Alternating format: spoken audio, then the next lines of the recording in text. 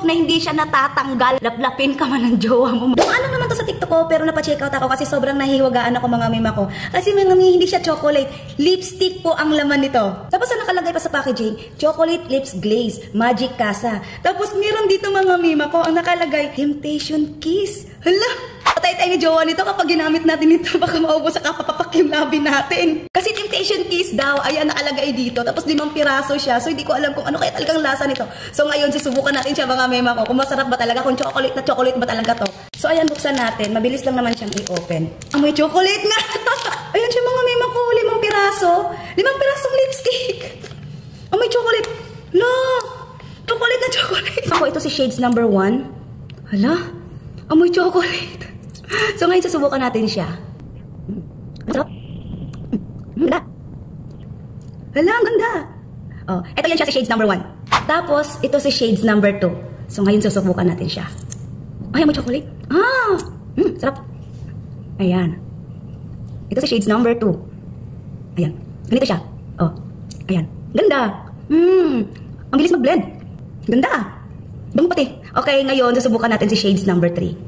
So ngayon, ito si shades number 3. Susubukan natin siya. Parang ano siya? Parang almond chocolate yung amoy. Ayan. Ang bilis na mag-blend. Tsaka glossy siya ha. Glossy. Ayan, ay ang ganda. Bet ko to. O, diba? Ang ganda!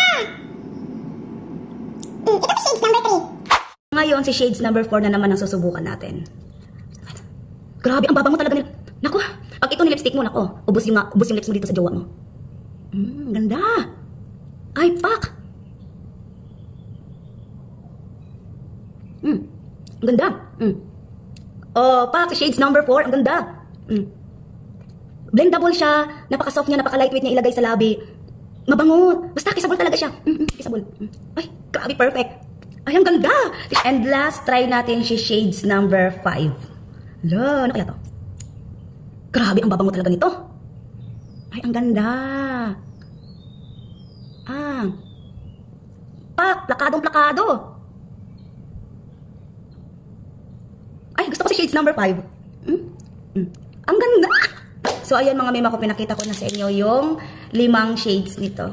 Mura lang to dito sa TikTok. Isa sa mga nagustuhan ko sa lipstick na to kasi hindi talaga siya natatanggal at naglalas talaga siya ng matagal sa labi mo mga meme ko. Maligo ka man or kumain ka man or anong gagawin mo sa buhay mo or laplapin ka man ng jowa mo mga meme ko, hindi talaga siya natatanggal. Ayan, wala. Oh, wala. Basahin ko pa ng laway ha. Oh, yan. Wala. Hindi siya natatanggal mga meme ko. 5 pirasong lipstick, 89 pesos lang mga me, 89 pesos. Ang gaganda pa ng mga shades, kaya check out nyo na mga meme ko. Ilalagay ko yung link sa yellow basket. Ito na yung proof. Proof na hindi siya natatanggal mga me.